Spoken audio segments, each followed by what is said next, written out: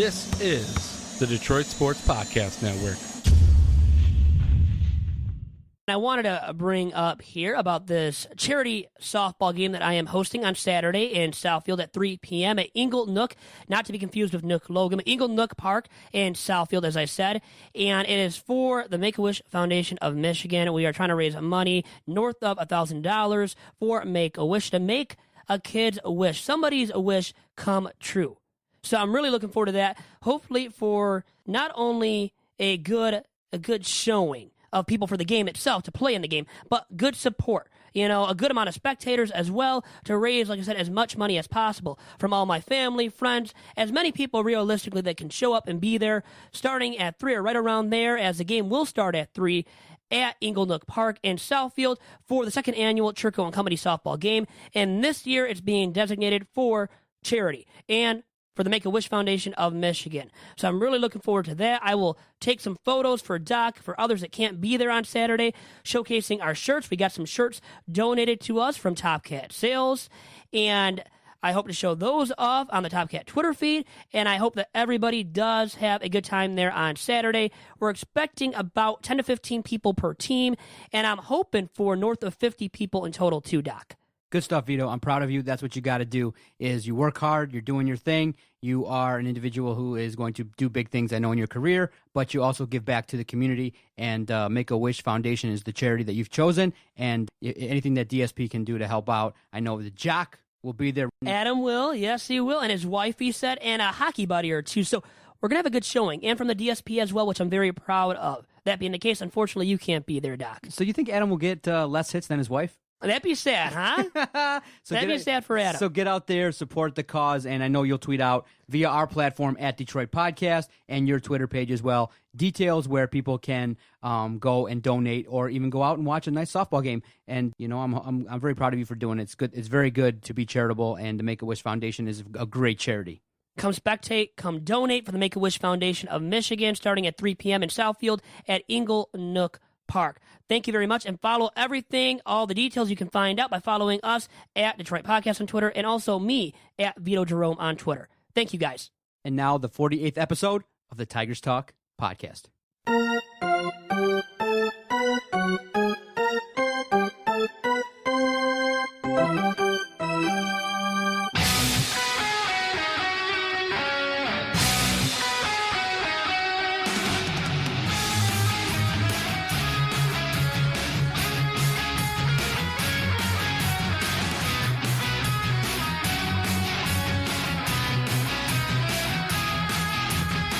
Oh, how great it is to be on episode number 48 of Tigers Talk with Chirco and Company. Welcome, welcome, welcome back for another week's edition of the podcast, and a All-Star Break edition, as we will dive into many topics here today with our guests, and we have guests aplenty. We have 4 of them today, and Marlowe Alter, 3 guys from the Free Press. Marlowe Alter, Ryan Ford, Brian Manzullo. So Manzullo hasn't been on in a while. Then we have Aaron McMann as well back on, who hasn't been on in a while, for the return of the McMann Chronicles, Doc. The Chirco and Company All-Star crew is going to join us and get some insight regarding the Tigers' first half, a plethora of information that we have to get into. And listen, you've gathered an All-Star crew, and I wouldn't expect nothing less. You come to me, and you're like, in our show prep, you're like, John, I think I want to get all the guys that I've had on the podcast and kind of recap the Tigers a little bit, get a lot of different opinions, something we can do. I'm like, of course, if you want to get 4, 5, 6, 7 guests in a roundtable format, you can do whatever you like, Vito. And great news for you on this very show, and great news for, the extended sponsorship that we got with Top Cat Sales. Great news. Yeah, now all guests will appear on Tigers Talk courtesy of Top Cat Sales. Great news from Top Cat. They're excited. I'm excited. You're excited. And the Tigers should be, I think, excited going into the second half of the season. Now, not as great looking going into the second half as maybe 10 years ago in 06.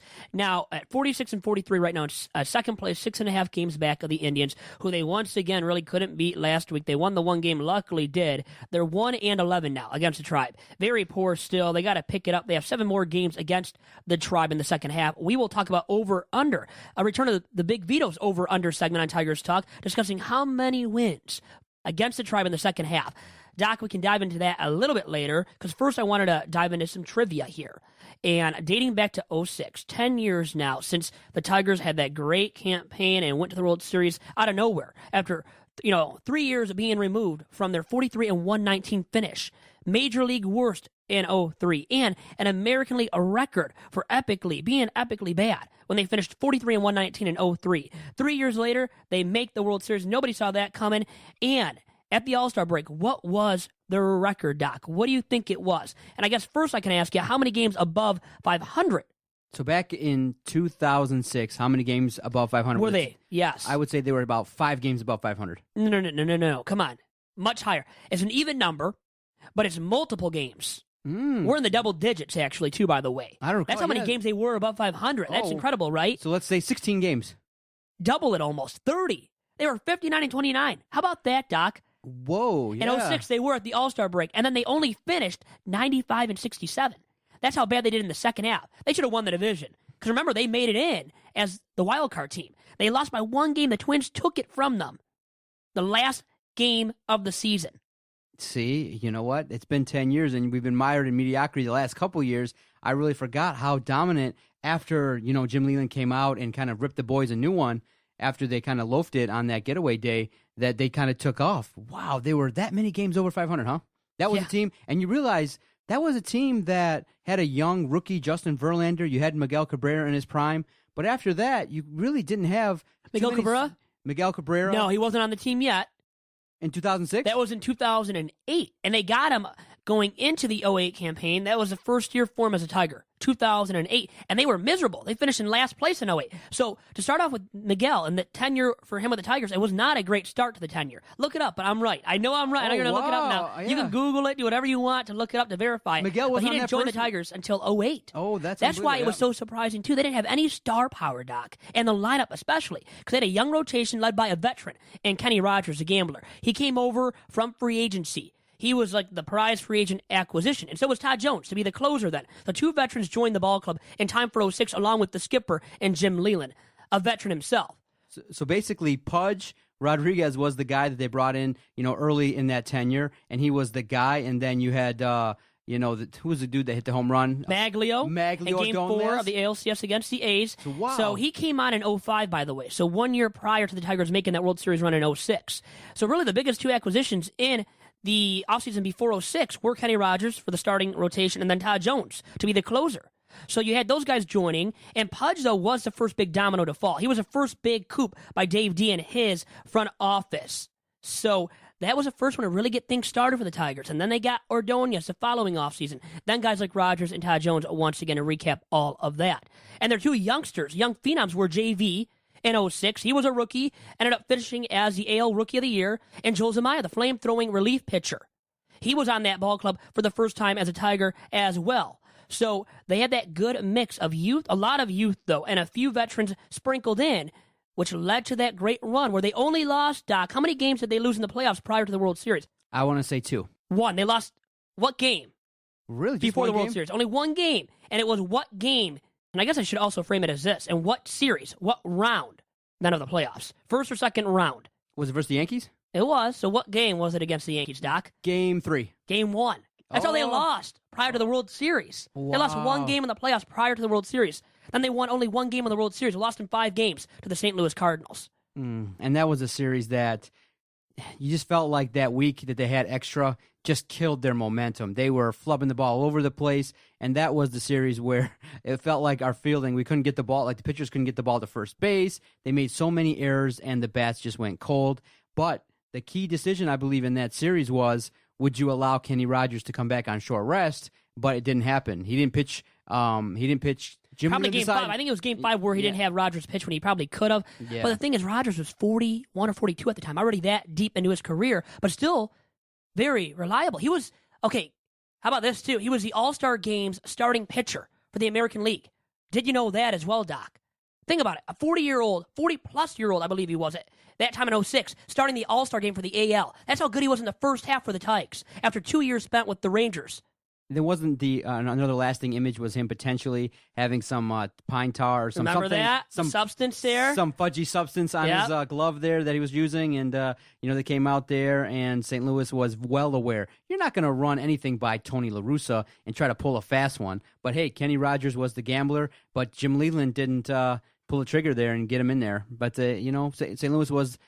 Most people believe, though, Vito, that the Tigers were a better team going into it. Absolutely. You know how many games the Cardinals won? I'm giving you a lot of trivia here. How many games did the Cardinals win that season? 83? It was. Yeah. Tigers won 95. Exactly. That's why it was kind of embarrassing. Now, but Tigers losing, maybe that could have happened. That was fine, them losing because they were so young. But losing in 5 games, right, that was the disappointing part of it. Exactly. And, it was disappointing. You're bringing back bad memories, and especially, in 2012 when you really thought they were going to dominate San Francisco, that if the Tigers would have performed anywhere near their capabilities, they would have did some damage, and then they got swept.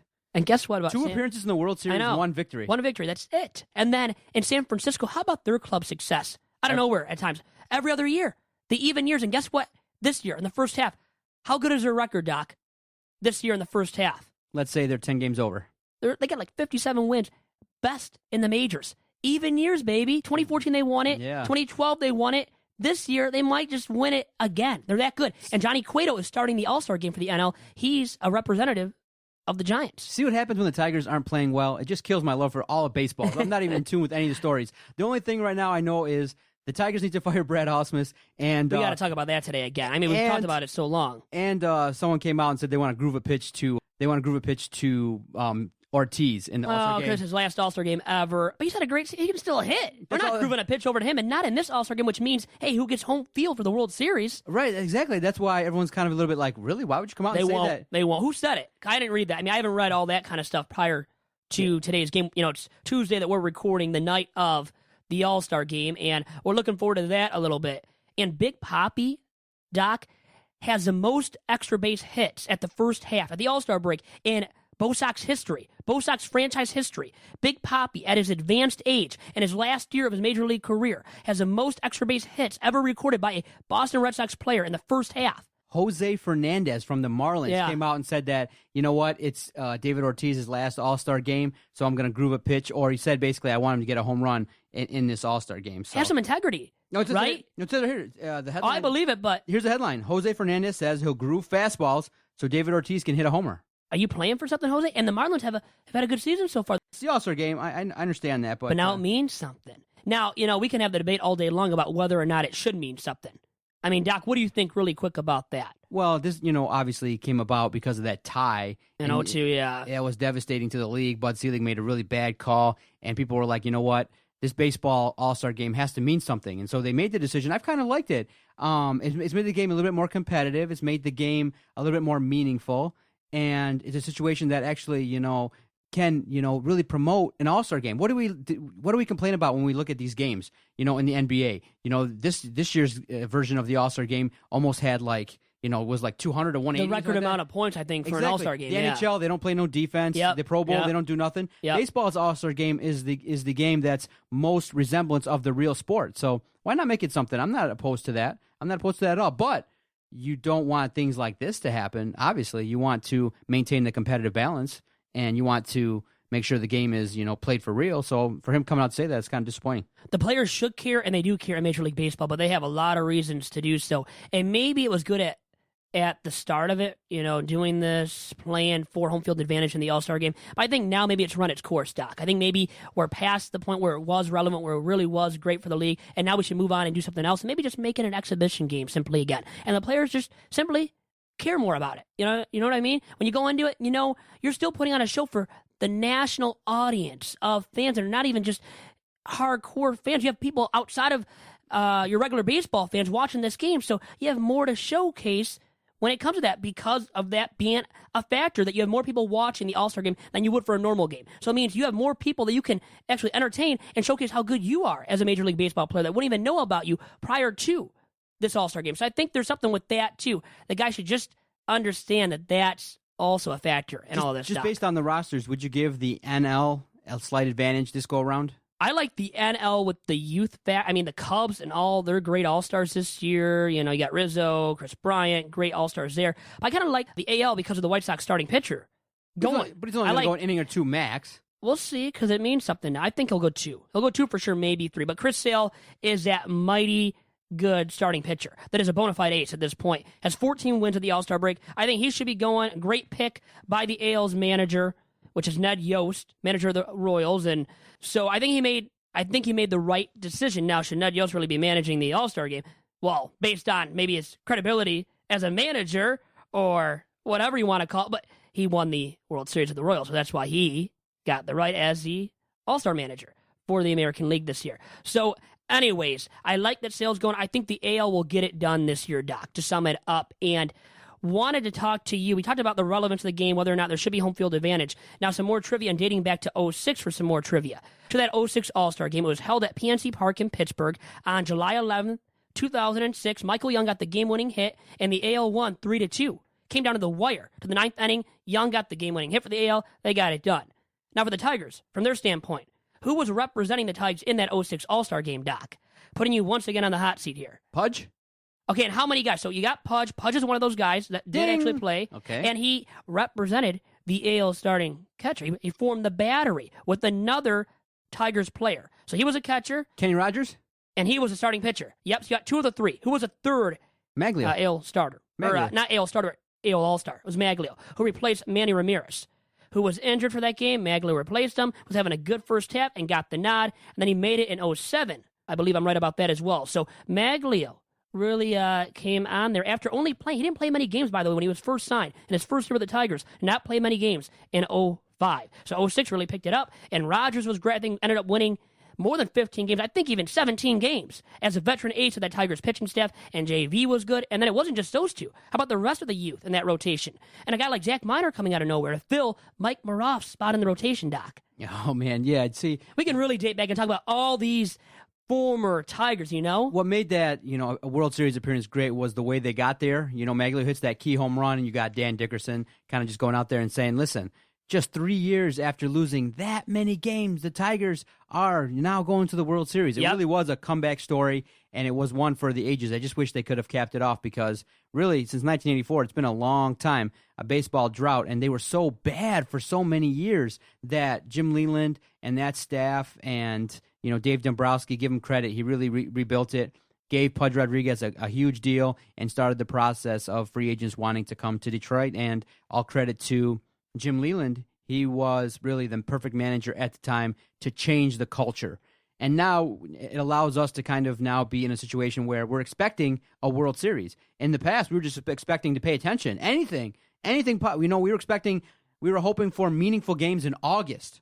Now we're really hypercritical of the team because they're spending $200 million year in, year out, and we're trying to get to that next level, that final piece to get Mr. Ilitch that ring, and it's not looking good. Well, a lot of people are jumping on the bandwagon of selling for the Tigers going into the trade deadline, which is Monday, August 1st. This year, remember, it was moved because the usual trade deadline of July 31st is a Sunday in 2016.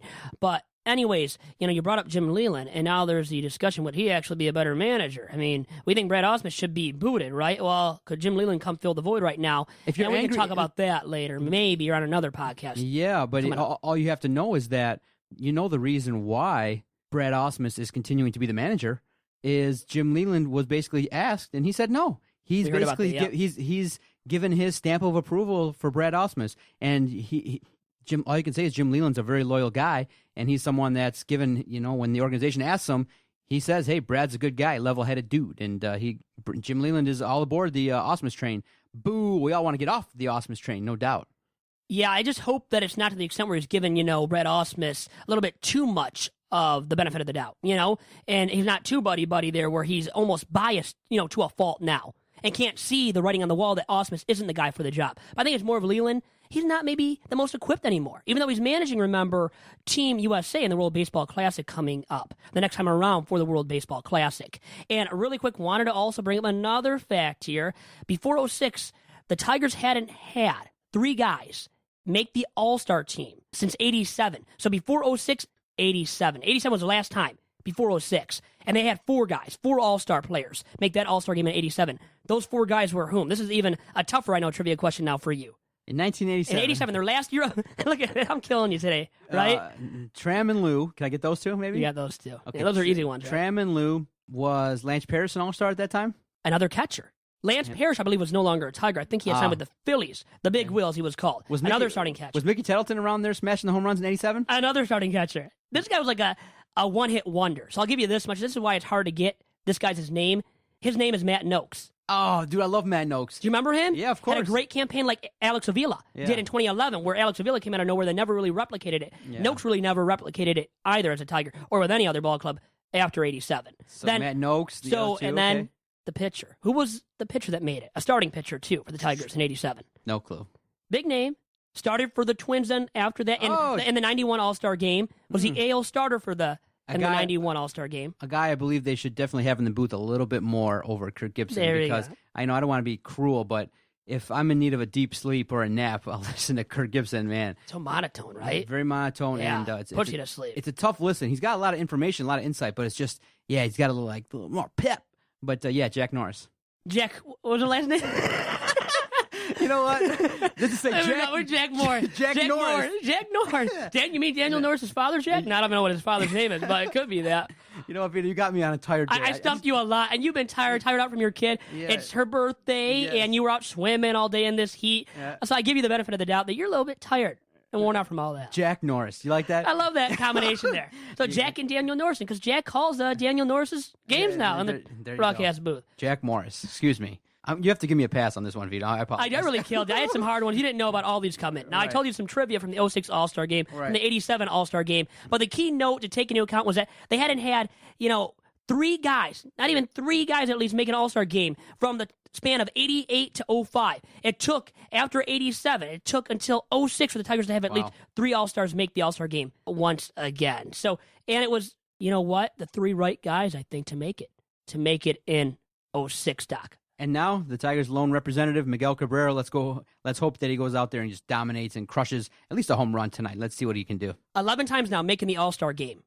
So he's had a streak now of making it with the Tigers. Didn't make it right away. Like I said, that was a tough first year for him in the club in 08. So I want to move on now because we have a bunch of guests joining us today on this edition, episode 48 of Tigers Talk. It's Tigers Talk at the All-Star break, Doc. With your All-Stars, no doubt about it. I definitely was, I brought my Anthony Ghost game today. I apologize. You did the 184, 176 kind of hitting at the AAA level. And a guy that we should talk about him too today, huh? About that little conflict there between him and Lloyd McClendon. So we'll talk about that maybe after this commercial break here. As we will be back, when we do get back from the commercial break, we'll be joined by Marlowe Alter of the Detroit Free Press. Vito Chirco here for Top Cat Sales in downtown Royal Oak, Michigan. Looking for team apparel for your high school, your club, sports team, or corporation? Then look no further than Top Cat Sales, located on the east side of Main Street in downtown Royal Oak, between 11 and 12 Mile. Through founder and former University of Michigan quarterback John Wangler's leadership, Top Cat Sales has developed a tradition of selling and distributing custom Adidas team apparel with the very highest quality and the very best service. Get your organization, school, or club team all in with Adidas today by going online to TopCatTeamSales.com. Once again, the website is TopCatTeamSales.com. And remember to follow Top Cat Sales on Twitter at Team Top Cat. And now joining me on episode 48 of Tiger Talk with Chirco and Company, courtesy of the Top Cat Sales phone line, is my man, Marlowe Alter of the Detroit Free Press. Marlowe, what's going on today? Honored to be back on your show, Vito. Thanks for having me. And I'm honored to always have the Alter, Marlowe Alter, on the show with me from the Detroit Free Press. And Marlowe, this is going to be called today 5 Pretty Good Minutes with Vito, because I can't guarantee that they'll all be good minutes. So I'm going to say pretty good. And the first question to start off our 5-minute discussion today is, who was the Tigers' MVP in the first half, in your opinion? Even though this guy didn't, come up to the Tigers until the end of April, I got to go Michael Fulmer. He's been outstanding, fantastic, Rookie of the Year candidate, favorite, I should say, for sure. He's 9.2, 2.11 ERA in his 13 starts. Tigers are 11-2. Without him in his 13 starts, they're 35-41 right now. So, he's been their best pitcher, most consistent pitcher, 9 straight starts, allowing 1 earned run or less. So he's been phenomenal. I think he's the clear-cut guy. And then, who was the club's biggest disappointment of the first half? I'm going to go a little off the grid. I think the obvious answer is probably Justin Upton because of his contract or Anibal Sanchez. But I'm going to go in terms of disappointment with Daniel Norris. I think he's a guy that the Tigers obviously were counting on coming into the season. He looked pretty good last year in a limited number of starts after they acquired him in the big David Price trade, and he's been injured this season. I think he fractured his back in spring training. He's been in Toledo. I think he had 11 starts, a 4.68 ERA, so pretty mediocre stuff. And then he comes up to the Tigers, and he throws 3 starts and gets injured again. Injures his right oblique, which he had injured last year as well, and missed a month. So, they're in need of pitching right now. Obviously, they're towards the bottom in pretty much every starting pitching number you can find, and they were counting on Norris to kind of fill a role, and he hasn't been there so far. So I'm going to pick Norris. Daniel Norris not to be too harsh. Now, you're fine, and Daniel Norris, I would say, has been pretty mediocre, but Marlowe Alter now on with me from the Top Cat Sales via the Top Cat Sales phone line and from the Detroit Free Press is never mediocre. Let me just say that. And wanted to ask you now, who was the biggest first-half surprise, and then in a positive fashion? First-half surprise, I kind of thought Castellanos was due for a little bit of a bump. I didn't see him hitting above 300 with 17 homers in the first half. He's been fantastic, and along with Kinsler and V-Mart, obviously been the driving force behind one of the top 5 offenses in the American League for sure. So I'm gonna go with Castellanos. It was a big year for him. People were kind of some people were down on him. I think he's still a young guy, so I think he deserved some patience, and it's starting to pay off, and hopefully continue in the second half. Yeah, I think for me, V-Mart has been the most surprising and in a positive fashion. Now, to this next one, Marlowe, for you. It is part of Big Vito's over-under. We're bringing this back to the fray, and it's the over-under for how many wins against the Indians the rest of this season, and I wanted to place it at 3. 3 wins for the over and under. And are you going to take the over 3 wins, or under that against the Tribe, who they play 7 more times? They have 2 series left with them? They played 7 more. I think so. Yep, 7 more times. Yep. Okay. Ooh, that's tough. I'm going to take the over under 3. Yep. You said? Mm-hmm. I think they win. I'll take 3 exactly. Oh, look at you making it troublesome for me. But no, it's the over under. Come on. If I had to, I'll go with the under. Just because the Indians pitching has been so fantastic, and right now the Tigers pitching obviously struggling. So I think Indians have a clear advantage. Obviously, going 11-1 against the Tigers is a bit fluky, but clearly they're a better team. Now, will the Tigers be a playoff team in the second half? Are they going to make the playoffs? Will they end up making the playoffs? Yep.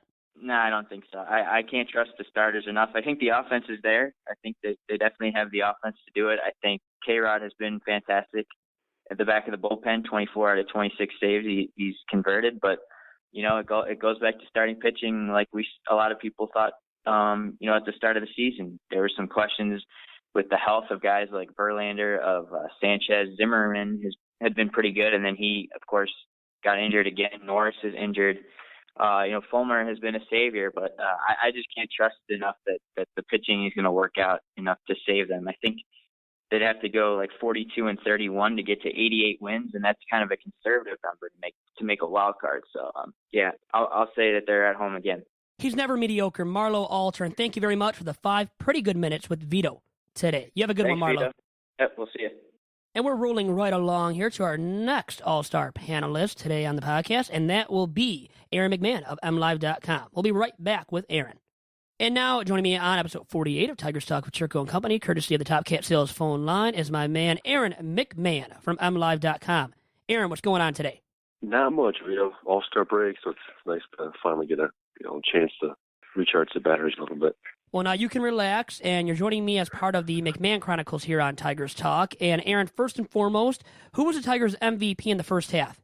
Well, there's probably 2 names come to mind right away.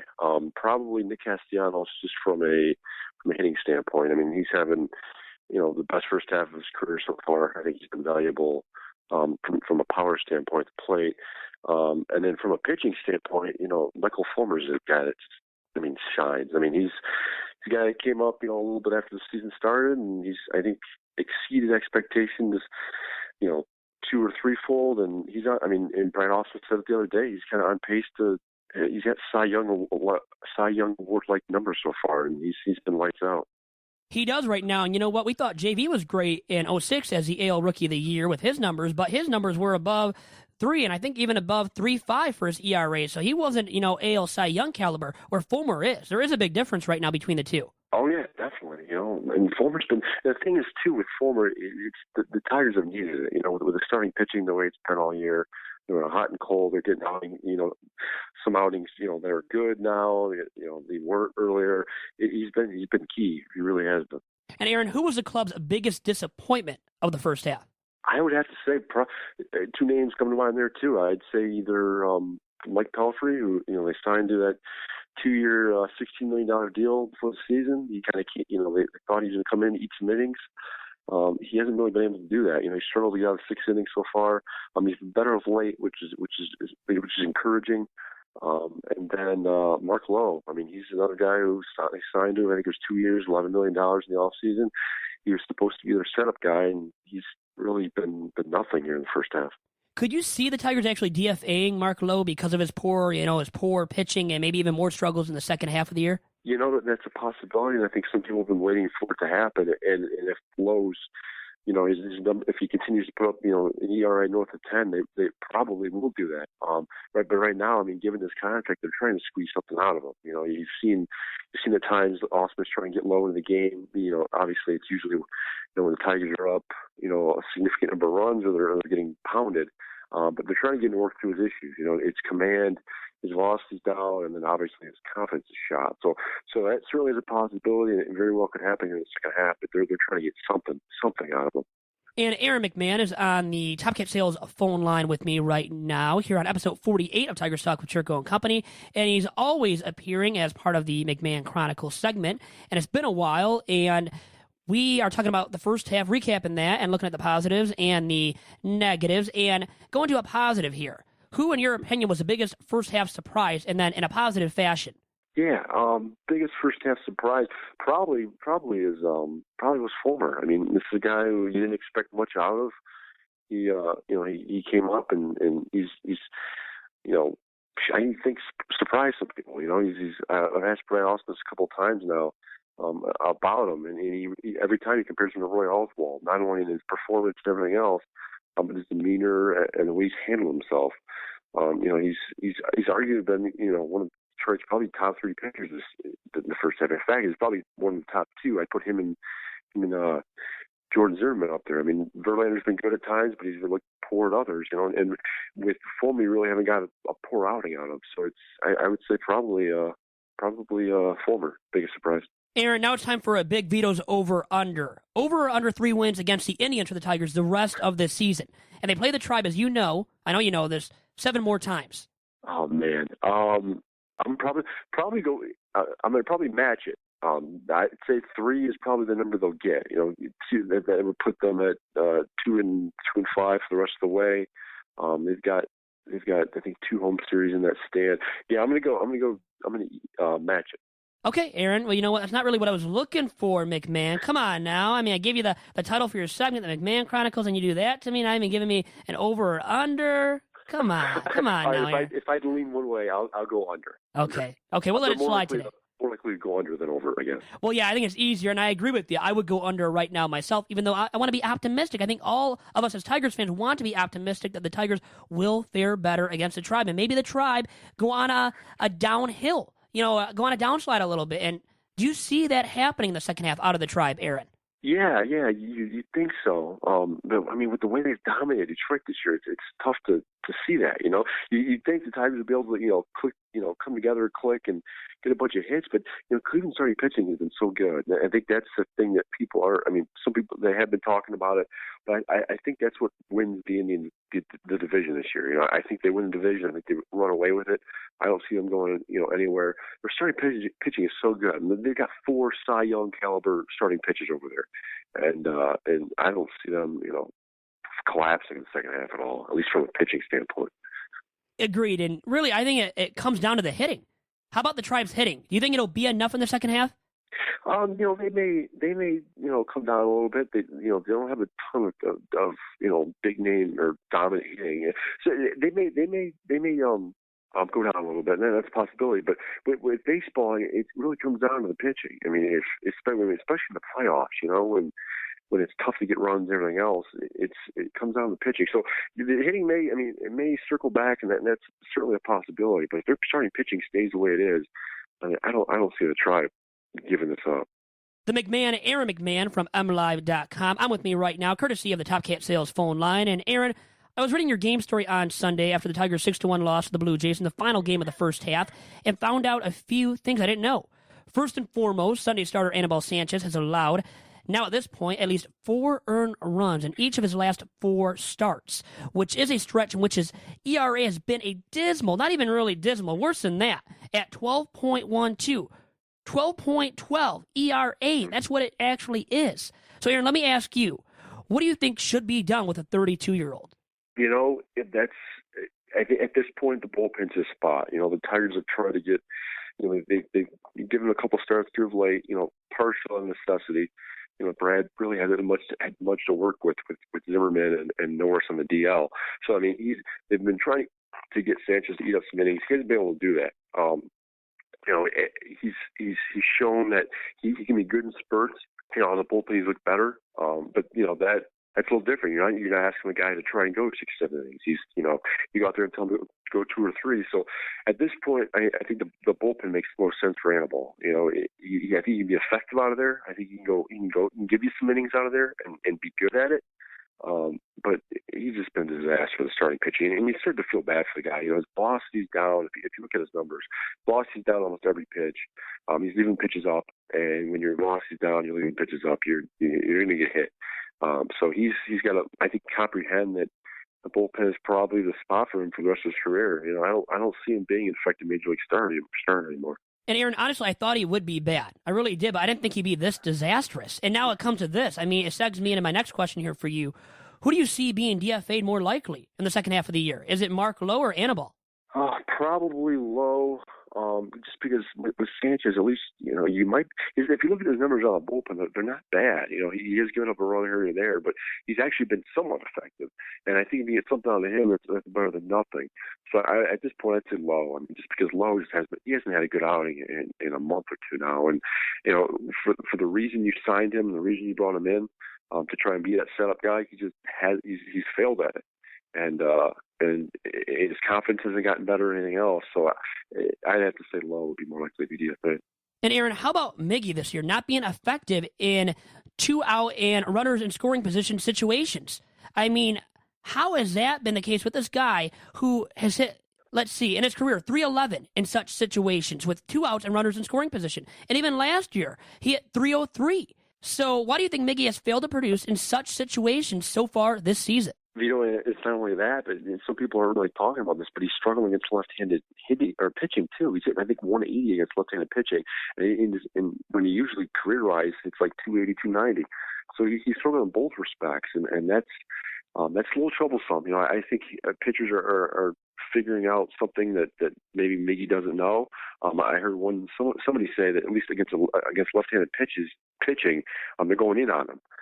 As opposed to maybe keeping it out of the plate or going on the outside. So, they figured something out. And that's Brad's been asked about a couple of times now. He kind of, beats around the bush every time. So obviously they realize it and everything else. So it's up to, I think, Miguel at this point to try and find something to correct it. But yeah, his numbers aren't what they usually are. He's still been effective. He's still hitting the ball and everything else. But it is worrisome when he's struggling against, hitting or pitching, with guys on base, and then he's not able to hit left-handed pitching effectively. Yeah, Aaron, he's got to be more Miguel-like, right, in the second half. And, he is 33 now. He's not getting any younger, so we hope that there is still something left in his bat where he can be that high-impact bat. Because right now he's just really an impact middle-of-the-order bat. Yeah, I think that's fair. And, they do need something. They need something on the second half. They need something out of him. Justin Upton, they need to come around. So they've got some guys that they need to get going. I think Castellanos has been good. Kinser's been more than I think you've asked for. And then you got JD hopefully coming back at the end of the month. You hope he brings something too. And really, it all starts now for the Tigers with the Royals as they play the Royals to kick off the second half of the season and at Copaw. And where they've been favorable. at home so far this season at 23-16, and the Royals not so good on the road at 16-30 going into the second half. So how do you see the Tigers faring? Because honestly, I see 2 out of 3 for the Tigers. Yeah, I think that's a possibility. I mean, you got to keep in mind too with the rotation. They've got Verlander, Pelfrey, Fulmer. So I mean, they got a good shot. I mean, really in all three is the way Pelfrey's been throwing lately. He's at least keeping the team in the game, and if he can do that, you'll have a shot in all three. And you mentioned the home road dichotomy. They played, and I don't know if you heard many people say this, but they've actually played more road games than any other major league team in baseball. They I think played 50 in the first half. So they've been on the road a lot, and they're coming off that 11-game road trip to start the All-Star break. So they're going to be home more times than they'll be on the road in the second half. It's something I think they need, and it may turn out to help them. I mean, they're 3 games up right now, above 500, and if they're going to have to make it. They're 4 games out of the wild card, so it'll help. I mean, I think they'll be in the wild card for the rest of the way if they choose to be. Aaron, it's always great to have you on, my man. You have a good one, and thanks for always bringing it with the McMann Chronicles here on Tigers Talk. No problem, Vito. Thanks for having me. And now continuing on with the Free Press All-Stars is Mr. Ryan Ford of the Detroit Free Press. He's appearing courtesy of the Top Cat Sales phone line. Ryan, how's it going today? Very good. So, Ryan, we're going to have a segment called the 5 Pretty Good Minutes with Vito, and you are the guest for right now. And we had Marlowe, we have Brian, we have everybody pretty much from my Free Press All-Star panelist. And next is you, and the first question for you in these 5 Pretty Good Minutes, Ryan, is who was the Tigers' MVP in the first half? I think it's got to be Ian Kinsler. He's having a career year, doing everything at the plate, and he's really, not only is he scoring a ton of runs, he's driving in runs. He actually he leads the team in RBIs and late and close clutch situations. He's kind of, in his season that's been pretty disappointing, he has always come up with a big hit, it seems like. And then how about the club's biggest disappointment in the first half? I would say probably it's been the bullpen. That's always been the complaint for the Tigers for years, is that they can't build a bullpen. And the thought going into this year was that they'd finally done it. They gave Marlowe a big deal. They traded for Justin Wilson. Other than Justin Wilson's been good, but Marlowe is an absolute disaster, and Alex Wilson's been inconsistent at best. So now those are really the big disappointments then, huh? Really the bullpen as a whole, but how about just one guy of that bullpen? Say Marlowe. Certainly, he had a great season last year. He was a shutdown guy in Noise, and he hasn't even been a guy who gets guys out at all. They don't have any choice but to go to him. He's appeared in more than 30 games. It's ridiculous. Yeah, he has been horrible, to say the least, Ryan. And now, how about the biggest first-half surprise, and then in a positive fashion? Like Castellanos. For years, it's easy to forget, he's been a Tiger for 3 seasons, and, he's still only 24. And he's just been hitting the ball, hitting for power, spraying the ball around the field. And he's actually looking like a guy that, can be a solid cornerstone for the franchise's future. And now I want to talk about a specific team here in the Indians. Now, over or under, though, here, 3 wins against the Tribe in the second half of the season as part of Big Vito's over-under. I'll go over, only because I think they'll win 4. Well, I'm glad you did that because not everybody was going with the over. I even went with the under. Now, I'm trying to be optimistic myself, and it seems like they're bound right to do a lot better. Even a little bit better, and you think they at least get 3, but if you're going with the over-under, you got to say, well, that's only 1 more win, so hey, 4, right? That's an easy answer almost, and I'm glad you gave me an over-under answer because your colleague there at the Free Press, Marlowe, didn't really give me that right away. He said 3 only, Ryan. You thought you pegged it right there, huh? Yeah. Come on, Marlowe. But glad to hear that. I'm thinking right around there myself, Ryan, for the Tigers against the Tribe. And that would be so key because the Indians, as we all know, are in first place in the Central. And any chance they die down a little bit in the second half? I think so. I don't know. They're hitting, it just seems like an illusion. I don't know how they're hitting as well as they are when there aren't many of those hitters I think are that good. Their pitching is obviously beyond question. Kluber, Salazar, Carrasco, that is a top 3. That's as good as any in the American League. And that may be all they need. They've got some really sexy starting pitching, huh? To say the least there. And the Tigers don't so much, but can they still make the playoffs, Ryan? What is your outlook for the Tigers? I think it's going to be tough. I think at this point, it's pretty much wild card or bust, which, doesn't have quite the allure as it used to now that it's just one game. But then again, show up and see what happens. Wild card teams get hot all the time and make the World Series. But I think that's what they've got to go for. I think it's going to be tough. They do play the teams in front of them, but they've got to jump at least 2 out of the 3 teams. So, they still got all their games with the Red Sox. They've still got 3 games with the Astros. I believe they're done with the Blue Jays. But, it's a tall order, especially when Seattle's right there behind them chasing. And, you can't count out the White Sox or the Yankees. There's just a lot of teams in the fight there. Yeah, your Seattle M's are right there. The Astros, how about them of late? The best record since, I believe, June 18th? And they're 48-41 now. That is impressive after where they started, and starting so poorly is what they did. That's absolutely. I mean, they had sort of the same problem the Tigers had early in April, where they had a bunch of games scheduled against the Rangers and just could not beat the Rangers at all, and that really put them back down in the division. And since then, with a oddly Ranger-free schedule, they've surged back. So I think they've got a good shot. I still think the Rangers are going to win the West, but the Astros are certainly going to make it interesting. I'll be real interested to see what happens. The first series out of the break is Astros versus Mariners. So if one team comes out, takes all 3 of those, that could definitely swing the wild card race or even the division race. Hey, Ryan, you know what? I'm just wishing for the wild card. It could be like 06, 10 years ago. They made the wild card. They made it in that way and made a great run of the World Series. So it very well could happen again. Just harder now with the current alignment and setup for the wild card with the 1-game playoff being in place. And Ryan, with that, I will let you go, my man. Thank you for all the Tigers insight and for all the Astros insight as well on today's episode of Tigers Talk.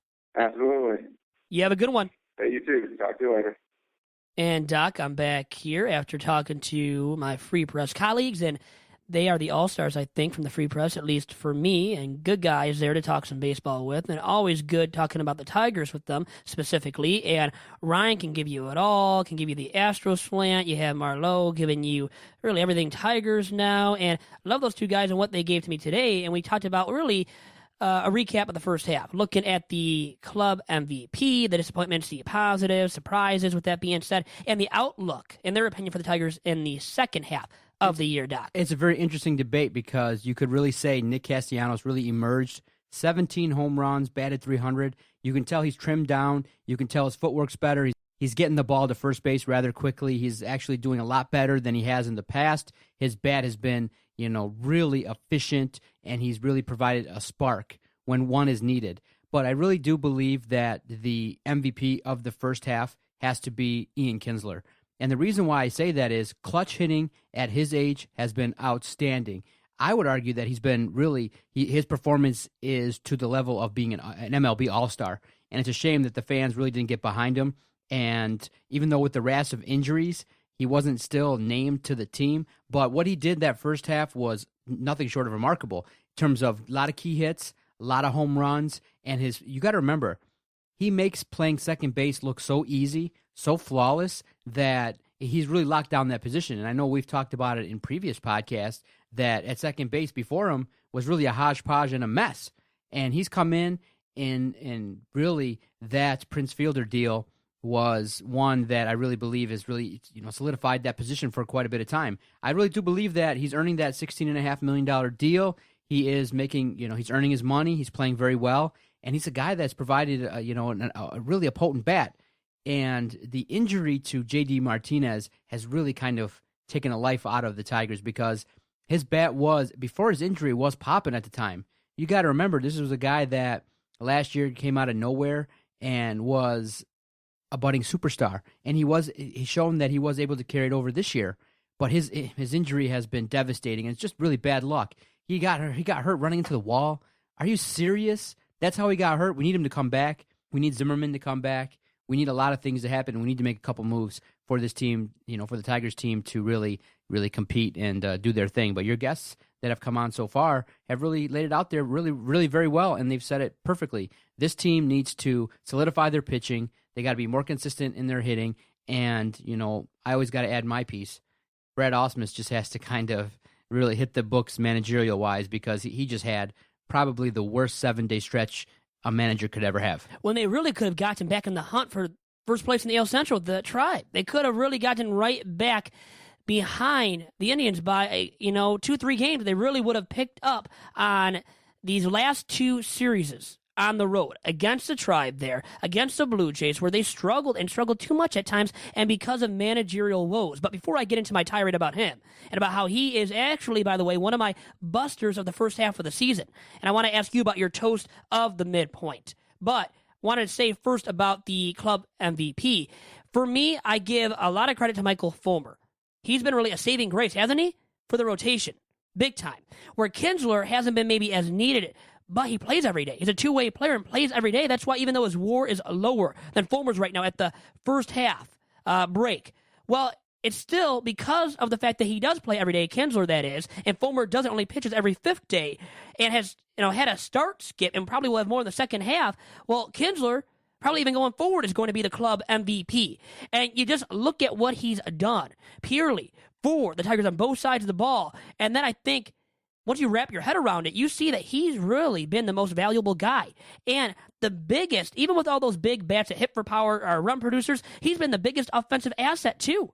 Ian Kinsler has been. And he gets it done with a glove a lot of times at second base. And it was such a dead zone, as you noted, before he got there. Because he's really revitalized the position of second base for the Tigers on an everyday basis. Before he got there, you had guys like Scott Sizemore. Roaming around second. You don't want him controlling that position on an everyday basis. You had guys like that. Ryan Rayburn tried out second base. Couldn't field second base to save his life. Remember that kind of experiment there by Jim Leland? A horrible one on behalf of Leland to give him that opportunity to start at second base because he couldn't muster enough energy defensively. Ever, Ryan Rayburn that is, to get it done consistently at second. So you had a lot of guys that flamed out very quickly, couldn't hold down that position. Then Kinsler comes here via that Prince Fielder trade, which Dave D just killed the Rangers in, right? He did. Big time. Fielder is an albatross of a contract. Ian Kinsler, not so much. And it looks like he's getting better as he gets older. He's growing even more and more into an all-star form. And into an all-star form that should have allowed him to make the All-Star game this season, too. What a snub he was, even though you had Jose Altuve of the Astros, the first half a regular season most valuable player in all of baseball, in my opinion. And then you had a Robinson Cano get in ahead of him, who has all the home runs, more than Kinsler. And, those guys deserve to be in, ahead of Kinsler. But Kinsler should have found a way to get him in. I just think they should have. And especially because the Tigers haven't sucked that much. They're still 3 games above 500. So get in their most valuable offensive asset, especially when Fulmer didn't get in, who I can see why he wouldn't get in. I really can't see the reason why. He's a rookie. So you don't put a rookie in unless he really stands out and pitches a full season, which he hasn't. So, you let Fulmer sit out the All-Star game. And really, the Tigers probably don't even want him in there because they have that innings limit coming up in the second half for Fulmer. But Kinsler should have been in the All-Star game. He was truly that in the first half, and I think he's growing more and more into the form of a pure all-star. And on both sides of things, on both ends, with the glove there, where he should have won a Gold Glove. Remember, he should have won a Gold Glove at second base in 2015, got snubbed there, and then snubbed for making the All-Star game. So these people, these players voting the guys in, these fans voting the starters in, got to start getting it right. And I hope if Kinsler has this great of a first half next year, that he gets into the All-Star game. And he is, once again, to sum it up, my first half Tigers MVP, Doc. Okay, very good. Where do you see the Tigers? Now you've seen it. Yep. A lot of people are looking at a 500 ball club. A lot of people don't have a lot of confidence in what they're doing. A lot of people need, realize that some moves need to be made. They got to do some things to shake things up. They have to improve the pitching and offense and managing all around. They have to get back together. They have to get their key guys back. Where do you see this team finishing second half of the season? I still am holding out optimism that the Tigers make it into the playoffs via the wild card, but they're not going to win the division, in my opinion, Doc. And that I think a lot of it is because of one of my busters of the season so far at the halfway point. And one of those guys for me, one of the busters of the season for me is the manager, Brad Ausmus. He is right now at this point of the All-Star break. And I know he's not a player, and more blame is on the players' shoulders and should be, because they have to go out there and produce for the team to get it done. It's not about the manager. He really doesn't have total control over the guys and what they do on the field, at the plate, and defensively. So, and then pitching-wise. So those guys have to pick it up in their respective rights. And that means it doesn't all fall on the shoulders of Brad Ausmus. But how many miscues, right? Over and over again, the same miscues, it seems like, on behalf of Brad Ausmus, too, as a skipper of the Tigers. So at the halfway point, I got to give a lot of negative credit to Brad Ausmus. I think he's a big reason why they're only 3 games above 500, because they have enough talent to the point where I think the Tigers could be 5+ games above 500 at this All-Star break, and instead only 3 games above at 46 and 43. They should be a little bit better than what they are. And I have two big transgressions I want to label here on this week's podcast from Brad Ausmus. Monday night of last week against the Indians at Progressive Field, where the Indians play, in the 7th inning, he had Bruce Rondon go out there, who allowed that game, the home run that broke open the game, that broke the tie. It was 3 runs apiece, and Rondon goes in there and allows a 2-run bomb to Mike Napoli. Rondon should not have been in the ballgame at that point in time in the 7th inning, by the way. The 7th inning of that game, last Monday night. It was game 1 of that series against the Tribe on the road at Cleveland. And then you have Rondon go in there. And that type of game, that type of situation where it's 3 runs apiece, you got to put Shane Green. You got to have Shane Green go in there, Doc. And that's where he made a horrible mistake, in my opinion. Brad Ausmus, that is. Putting a guy like Rondon, and you can boo me all you want, and I want to boo Brad Ausmus, and I think you do too. So he deserves a lot of blame, especially for that mistake. And there's so many others, right, that have piled up throughout this first half. And another one really happened recently on Sunday against the Blue Jays when you had Anibal Sanchez starting for you. In the 4th inning, you allow him to pitch to Josh Donaldson. And you already, Anibal Sanchez, at that point was going through the 3rd time in the Jays' order. Why?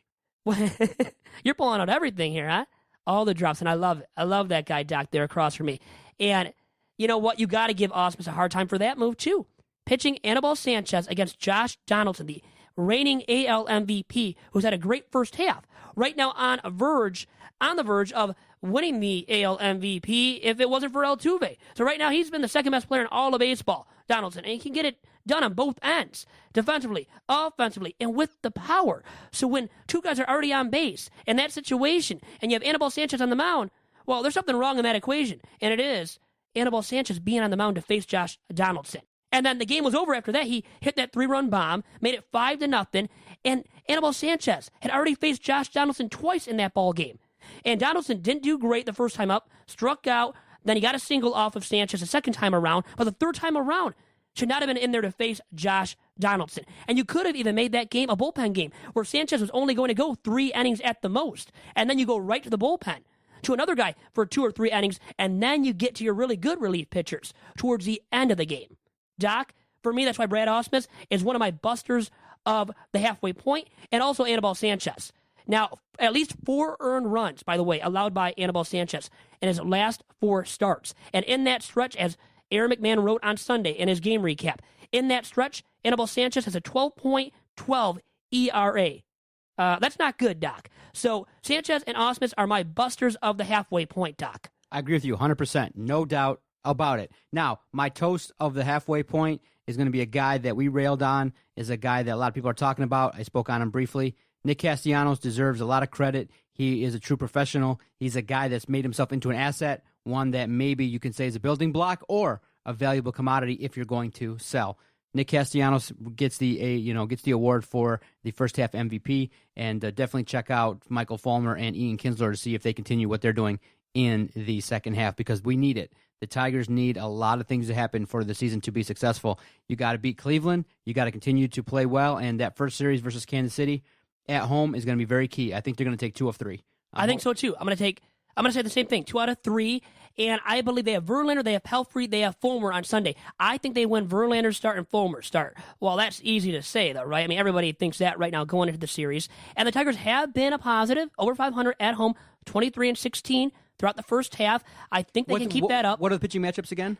You have Danny Duffy, by the way. You have Ian Kennedy and Danny Duffy going for the Royals in the first 2 games of the series. For the Tigers, you have Verlander game 1, game 2 Pelfrey, game 3 Fulmer. That's why I really believe the Tigers will win 2 out of 3. But Kennedy and Duffy have been the 2 best starting pitchers all season long so far for the KC Royals. Duffy's been the best one, really out of nowhere, really showing signs of coming into form. And the Kennedy, in his last 4 starts, has like a 3-something ERA, so he's legit, and so is Duffy. So it will be tough to take either of those games. But I think with JV on the mound at home, I think he rectifies what happened against the Tribe a few Sundays ago and gets it done on Friday night and allows the Tigers, by winning that game, to be in position to win 2 out of 3, which I think they will, with Fulmer winning on Sunday against KC. And that's been interesting because Michael Fulmer, after his performance on Sunday, is going to, after he hopefully does his thing, maybe gets a no-hitter, maybe does something great, he's going to head down to Fanatic U and do a signing Sunday, 6 o'clock. So he's going to have himself a busy day. He's going to be coming out after his pitching performance. Hey, maybe coming after a series win. He'll be excited to meet the fans. And, if you follow our Twitter page at Detroit Podcast, we are definitely partnering with Fanatic U Sports.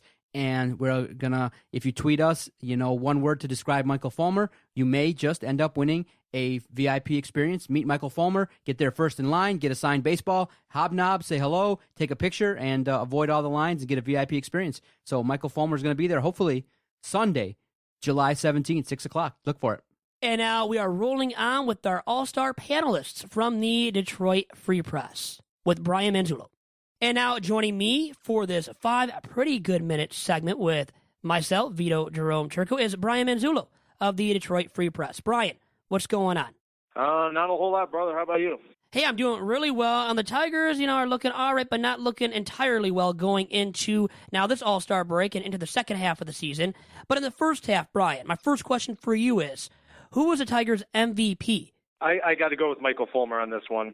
And, it's not just the fact that he's got 9 wins already. He's 9-2 with a 2.11 ERA, which is a huge surprise. But you got to kind of think like where this rotation would be without him. The rest of the rotation has been inconsistent at best and absolutely anemic at worst. And you just kind of have to wonder where they would be without Michael Fulmer right now. They're a rookie, this guy that wasn't even really supposed to be a huge factor this year. Michael Fulmer was supposed to be a guy that was going to be a part of the rotation for next year, but now he's stepping in and he's giving this team very quality starts, keeping them in games, breaking up losing streaks. I mean, you have to go with him. And on the offensive side, you could make a case for Ian Kinsler, but I think it's Fulmer. He's been the saving grace of the rotation so far this year, and that's why he's a valid choice for the first half MVP for the Tigers. Now, Brian, my second question is, who was the club's biggest disappointment in the first half? Oh, gosh, where do I begin? You got to start with the pitching. I kind of alluded to this. It's just the fact that this team, if it's going to make any sort of run in the second half, it's got to be the pitching, because the pitching in the first half has just been really, really inconsistent at best. You're looking at like Jordan Zimmerman, for example, started off the season very well, but he's come back to earth. Now he's injured on the 15-day disabled list. Justin Verlander has had some very solid starts, but overall he hasn't been effective enough. Mike Palfrey has been anemic. Anibal Sanchez has been anemic.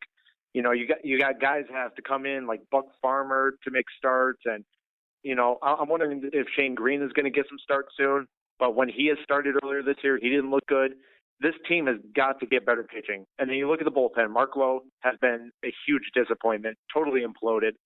Guys like Bruce Rondon have not. I know he just returned, but he hasn't looked good. On the offensive side, you got Justin Upton, who he's hitting better of late, but people want to see him hit better than 230 for how much he's making. And James McMann should be hitting better than 208. And the outfield defense has just been terrible. Mike Aviles can't play right field, probably shouldn't be there. And overall, even guys like Miguel Cabrera, you look at his stat line and it's not bad, but you know what he can do. And he hasn't been playing as well of late. And that you're hoping that maybe somebody like him, some of the stars, can really come up and play better in the second half. Yeah, a lot of disappointment so far for the Tigers. Now, how about the positives? Let's look at the first half surprises. And your biggest one to date for the Tigers is who? Well, it's Fulmer. And that's just because, like I said, we weren't expecting him to make much of an impact this year. We thought maybe he'd come in, particularly with September call-ups, and provide some spot starts or maybe some bullpen duty. Instead, he's the best starter in the rotation. Nick Castellanos is a guy I haven't mentioned yet. He's hitting 300. He's on track for 30 home runs. That's the kind of progression you want to see out of a player who's still very young, 23, 24 years old. Victor Martinez, he's not hitting like he was in 2014, but he's back to form. He's healthy. Hopefully he can stay healthy. And those are the main guys I think of when it comes to surprises. But I think at the very top of the list is Michael Fulmer, and also in Frankie Rodriguez at the end of the bullpen. He had a couple of blips early on in the season, but he's actually turned out to be a very reliable closer and a guy that the Tigers probably need to use more often. And this is 5 pretty good minutes with Brian Manzullo of the Detroit Free Press. And Brian, it is time for Big Vito's over-under now, and my over-under for this week's podcast is over or under 3 wins against the Indians the rest of this season, whom they play 7 more times. Okay, and do they have 4 games at home or 3 games at home? I believe it's actually, I think it's 2 series. I forget which one though is the home one of those 2. I want to say they have 4 at home, and if we're going by that, I'm going to say they win 3 of those. Okay. And I know that's kind of a boring answer because that's the over-under line, but the thing is like I think it's kind of an anomaly the way Cleveland has been able to dominate Detroit so far. I think Cleveland's a very good team, but just kind of looking at stacking it up and looking at how good the Indians are pitching right now, I think the Tigers can fare better against them, but I'm going to stick with 3. I think they go 3 and 4 against Cleveland the rest of the way. You know what, Brian? It seems like all the Free Press guys are saying 3. Nobody's picking the over or under. I mean, what's up with that at the Free Press? Maybe you can talk me into swinging into 4 Tigers wins. How about that? I'll try to, but it probably would be very hard. You know what? I'll say this. The Tigers pitching does better, and the Indians pitching maybe not as much. And I would say, how about the Indians bats? They kind of are worrisome. I don't know if I can trust Napoli the rest of the way. You know, guys like that, Juan Uribe, and Michael Brantley, who's been hurt. What is Brantley going to do in the second half? So I kind of worry about that too, or I would be worried if I was a Tribe fan, which I'm not. So I guess I'm not too worried, honestly, about what he does. I think Cleveland's a legit team. I just don't see them being like a true contender down the stretch. I don't know. They may end up winning the division, but I just don't see them coming through and maybe making a World Series run. Like, you know, I understand that Cleveland's riding high off that Cavaliers championship, but I just don't totally trust the Indians right now. I think a lot of players are overachieving. And then you have a rookie there, Tyler Naquin. I mean, I don't know about trusting what he is going to do in the second half too. So you got a few guys there who I don't know what they're going to do in that lineup in the second half. Yeah, I think they have some questions, but I'm not saying that they're not a good team. I think they're a very good team. Still very. Yeah, we will see, and they are very legit in the rotation. I mean, you have a 2014 AL Cy Young Award winner in Kluber, and he's not even the best starting pitcher in that rotation right now. Oh, no, you got Carrasco, you got Salazar. I mean, those guys have been outstanding. Absolutely, and the outlook for the Indians, I think, is a playoff appearance, and I think winning the division, but I wanted to ask you about the Tigers. What is your outlook for the Tigers now in the second half? Well, I mean, simply put, the pitching just has to come through. They have to get guys pitching consistent outings, giving quality starts. You look at guys like Pelfrey and Verlander and Zimmerman, and you need these guys to start putting together stretches where the Tigers are able to put together winning streaks. Otherwise, they're going to be left out in the dust. I think they can be for the wild card. I'm not sure about the division. I think Cleveland and Kansas City are 2 better teams right now. And, I mean, Kansas City is the defending World Series champion. I don't think they totally fall off the map here. I think they're going to be very tough to beat. I think Cleveland is, you know, because of their pitching, they're definitely a competitor down the stretch. And the Tigers, you look at them, I mean, their team ERA is 25th in Major League Baseball at 4.5 ERA or so. The Phillies pitching's been terrible. They need to get better.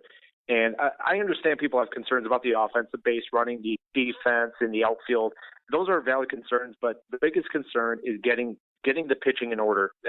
Maybe in the trade deadline they can look at a starting pitcher. I'm not sure what assets they have, but they really need to get that shaped up if they're going to have any chance of competing for a playoff spot, let alone a World Series. Yeah, Brian, I'm worried about the pitching, to say the least, but I'm never worried about you bringing the heat and bringing the insight. And in these 5 or so pretty good minutes, you did so once again, Brian. And that was Brian Manzullo of the Detroit Free Press. Brian, thank you very much for all your time today.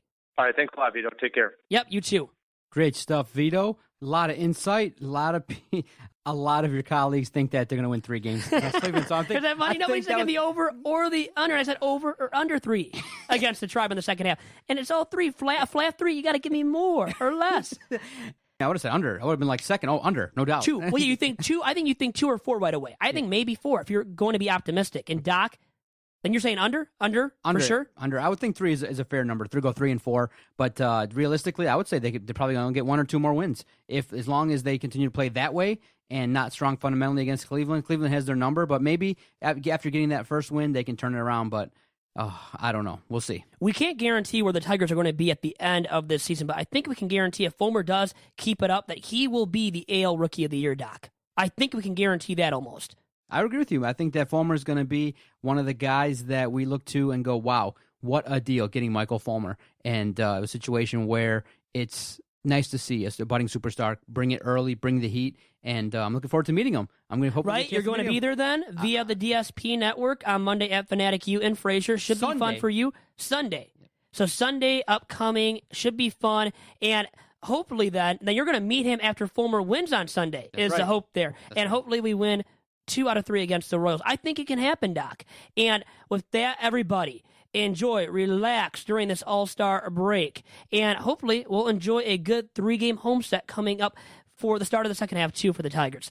And, Doc, thank you for all the insight. Thank you to all my guests, all the All-Star panelists from the Free Press, Marlowe Alter. We had Ryan Ford, Ryan Manzullo. And then also we can't forget about Aaron McMann, the McMann from MLive.com as part of the McMann Chronicles here on Tigers Talk. And every time he does appear, it's part of the McMann Chronicles, Doc.